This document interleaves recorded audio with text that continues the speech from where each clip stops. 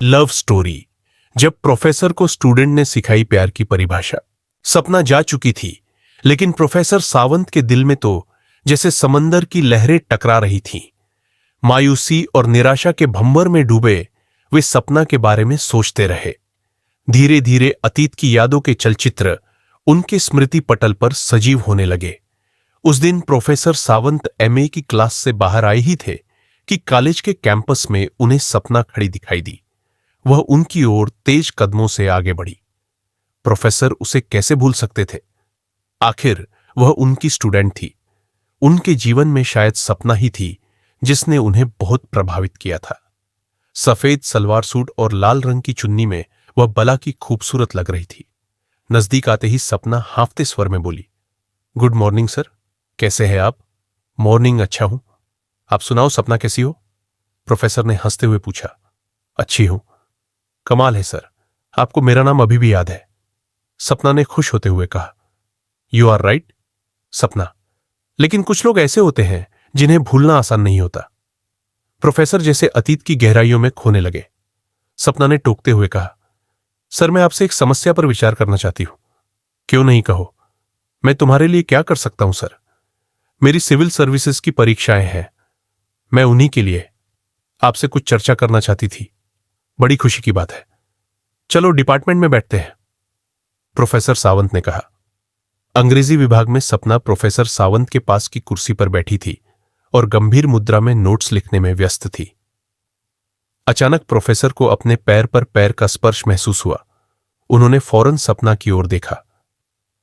वह अपनी नोटबुक में डिक्टेशन लिखने में व्यस्त थी, भावहीन, गंभीर मुख मुद्रा। सावंत को अपनी सोच पर पछतावा हुआ। यह बेख्याली में हुई साधारण सी बात थी। कुछ समय बाद प्रोफेसर सावंत से उनका मोबाइल नंबर लेते हुए सपना ने अपने चिर परिचित अंदाज में पूछा, सर मैं फिर कभी आपको परेशान करूं तो आप बुरा तो नहीं मानेंगे? अरे नहीं, तुमको जब भी जरूरत हो फोन कर सकती हो, प्रोफेसर ने खुश होते हुए कहा। मुस्कुराती हुई सपना जा चुकी थी। प्रोफेसर सावंत को अपने कमरे में एक अनोखी महक अभी भी महसूस हो रही थी। उन्हें लगा शायद इस सुगंध का कारण सपना ही थी। प्रोफेसर फिर विचार श्रृंखला में डूब गए। लगभग 4 साल पहले एमए करके गई थी सपना। वे उसकी योग्यता और अन्य खूबियों से बेहद प्रभावित थे। वह यूनिवर्सिटी टॉपर भी रही थी। प्रोफेसर की 15 साल की सर्विस में सपना उनकी बेहद पसंदीदा छात्रा रही थी।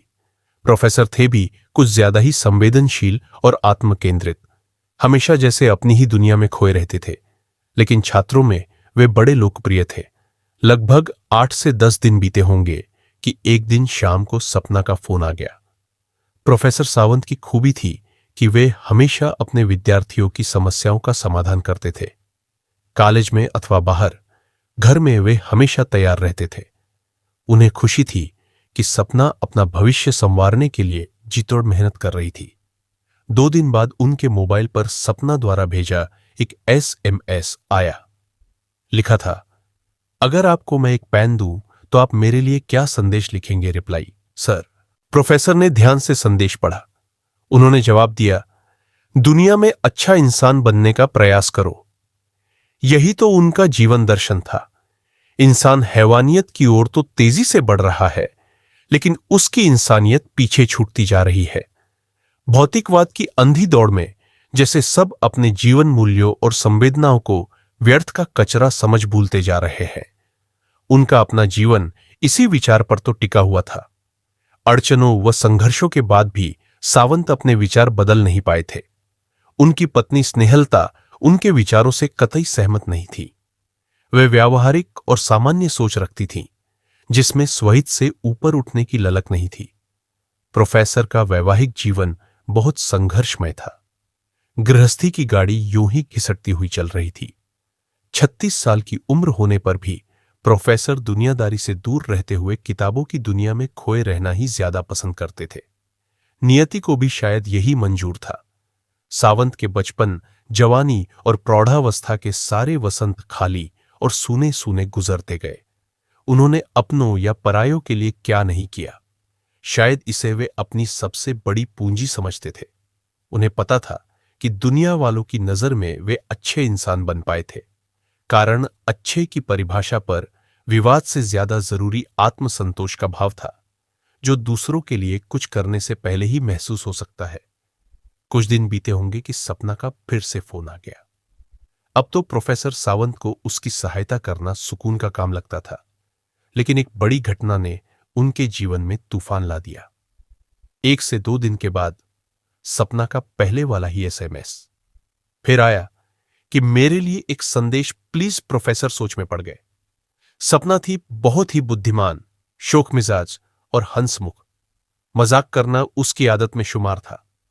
पता नहीं उनको क्या सूझा, उन्होंने वो मैसेज ज्यों का त्यों सपना को रीसेंड कर दिया। थोड़ी देर बाद ही उसका उत्तर आया, आई लव यू सर।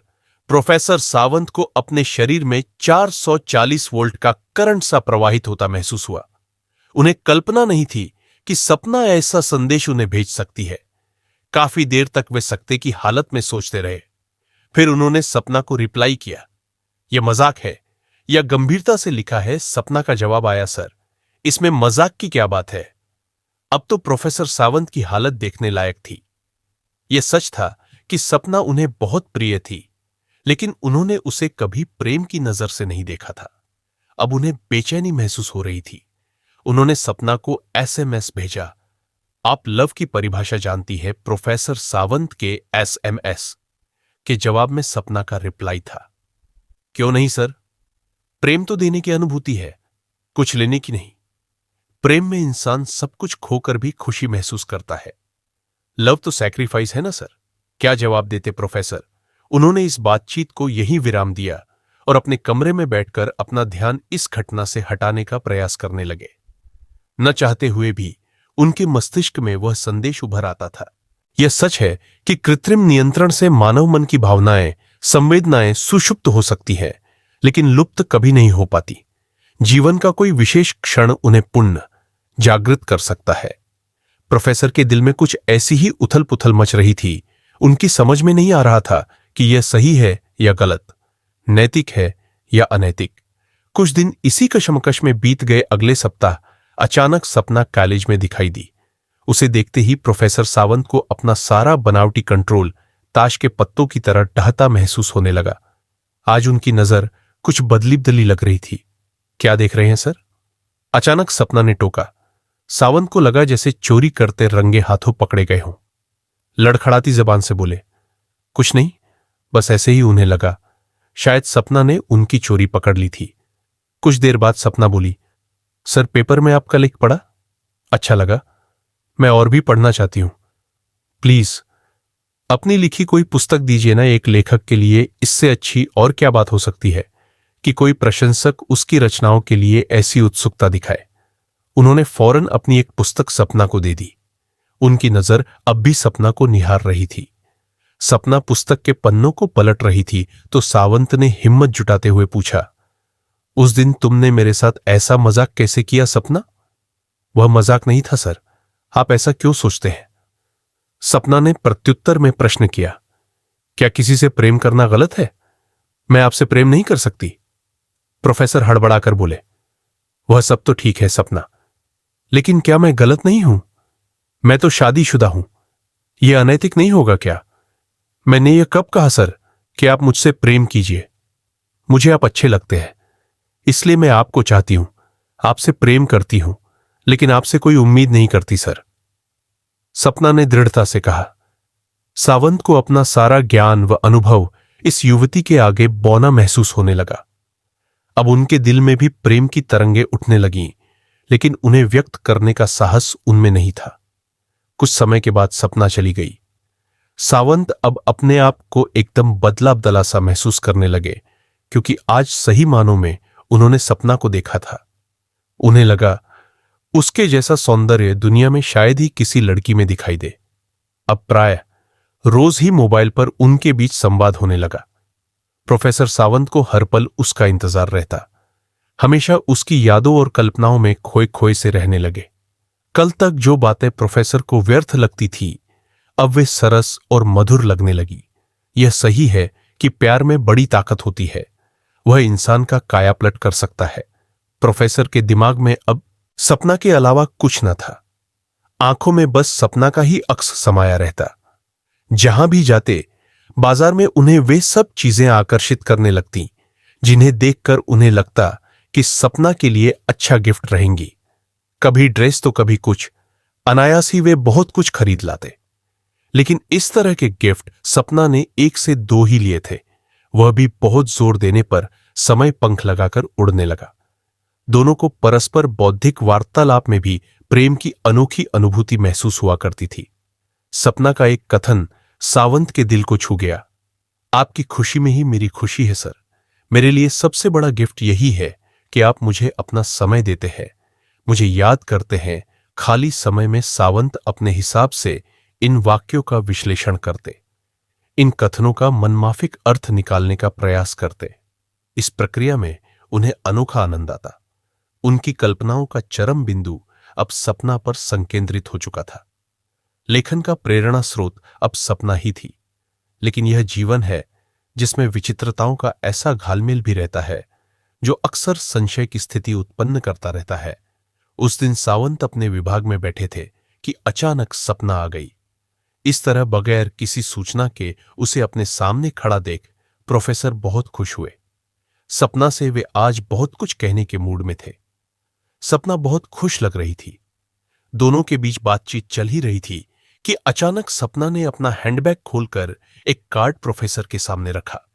पहले उन्हें लगा शायद किसी पार्टी का निमंत्रण कार्ड है, लेकिन कार्ड पर नजर पड़ते ही उन पर वज्रपात हुआ। वह सपना का वेडिंग कार्ड था। सपना अनुरोध करते हुए बोली, सर आप जरूर आइएगा। आपके बगैर मेरी शादी अधूरी है। आप मेरे सबसे करीबी हैं, इसलिए मैं स्वयं आपको निमंत्रित करने आई हूं।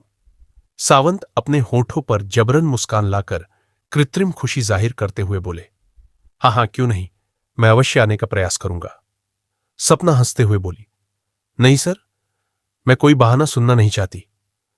आपको आना ही पड़ेगा। आखिर आप मेरा पहला प्यार है। प्रोफेसर सावंत ने कोई जवाब नहीं दिया। पल भर में उनके अरमान मिट्टी में मिल गए थे। नैतिकता नैतिकता के सारे प्रश्न जिनसे वे आजकल जूझते रहते थे, अब एकाएक व्यर्थ हो गए। सूनी जिंदगी की बेड़ियां उन्हें वापस अपनी ओर खींचती हुई महसूस होने लगी। मृगमरीचिका से उपजी हरियाली की उम्मीद एकाएक घोर सूखे और अकाल में तब्दील हो गई सपना जा चुकी थी। प्रोफेसर अपनी कुर्सी पर सिर टिकाए आंखें मूंदे सोचते रहे। उन्हें यही लगा जैसे सपना वाकई एक स्वप्न थी जो कुछ दिनों की खुशियों के लिए ही उनकी जिंदगी में आई थी। समय की त्रासदी ने फिर उनकी जिंदगी को बेजार बना दिया था। उन्हें लगा गलती सपना की नहीं, उनकी ही थी, जिन्होंने प्रेम की पवित्र भावना को समझने में भारी भूल कर दी थी।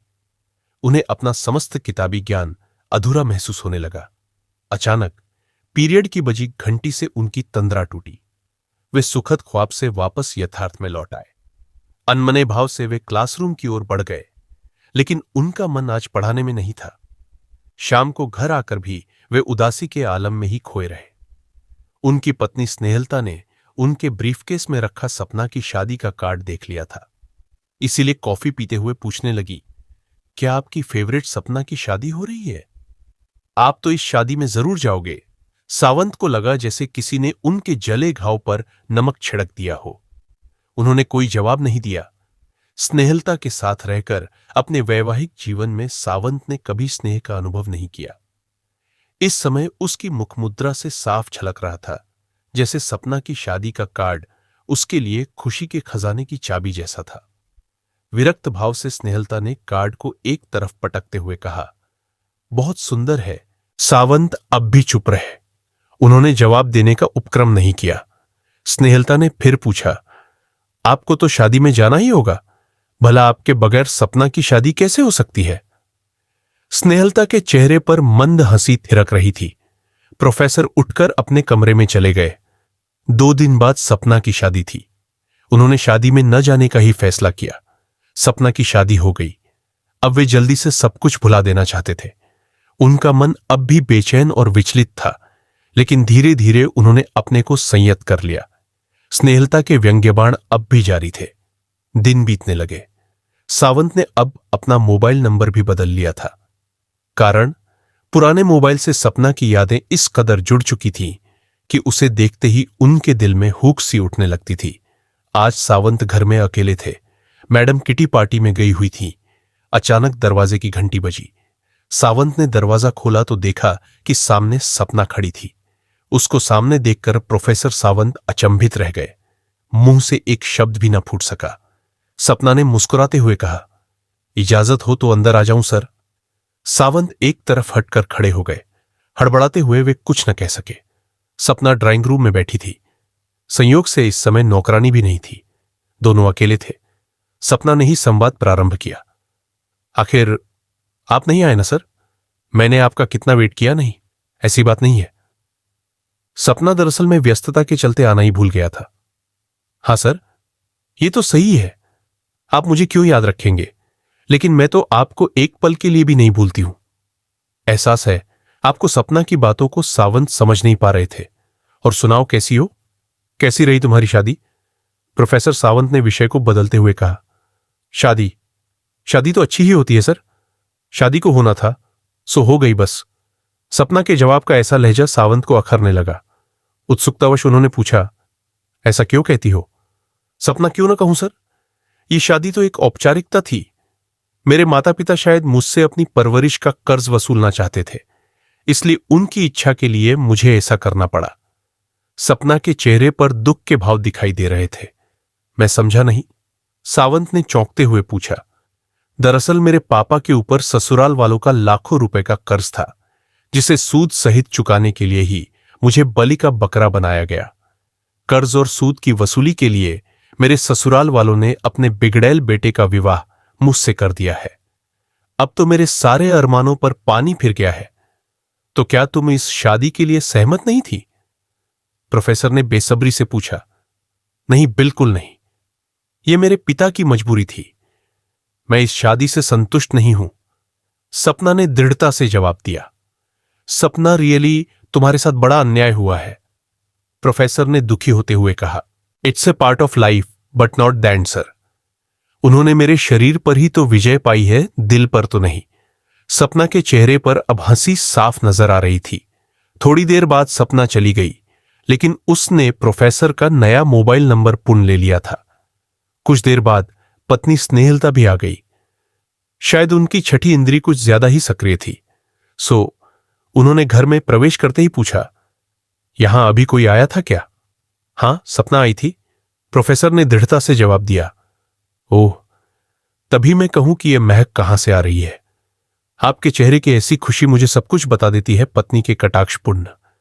चालू हो गए दूसरे दिन प्रोफेसर के मोबाइल पर सपना का SMS आ गया। यथार्थ के साथ विद्रोह या समझौते में से कौन सा विकल्प बेहतर है? प्रोफेसर का खुद पर से नियंत्रण अब फिर से हटने लगा था। प्रेम में असीम शक्ति होती है। आज सपना के साथ मोबाइल पर पूर्ण संवाद चालू हो गया। उन्होंने रिप्लाई किया, जीवन में दोनों का अपना अपना विशिष्ट महत्व है, या यूं समझे कि महत्व संदर्भ का है, सपना का पूर्ण।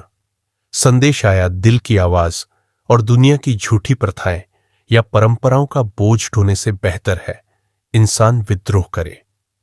M I right sir, professor ने रिप्लाई किया। You are unique. तुम जो करोगी सोच समझ कर ही करोगी। पता नहीं सपना को उनका जवाब कैसा लगा, लेकिन उन दोनों का मेलजोल बढ़ता गया। वह सिविल सर्विसेज की तैयारी के सिलसिले में अक्सर कॉलेज जाया करती थी।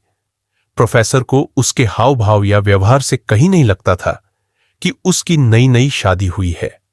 वह तो जैसे अपने मिशन की सफलता के लिए पूरी गंभीरता से जुटी पड़ी थी। सपना की मेहनत रंग लाई। सिविल सर्विसेज में उसका चयन हो गया। सावंत की खुशी का ठिकाना नहीं रहा।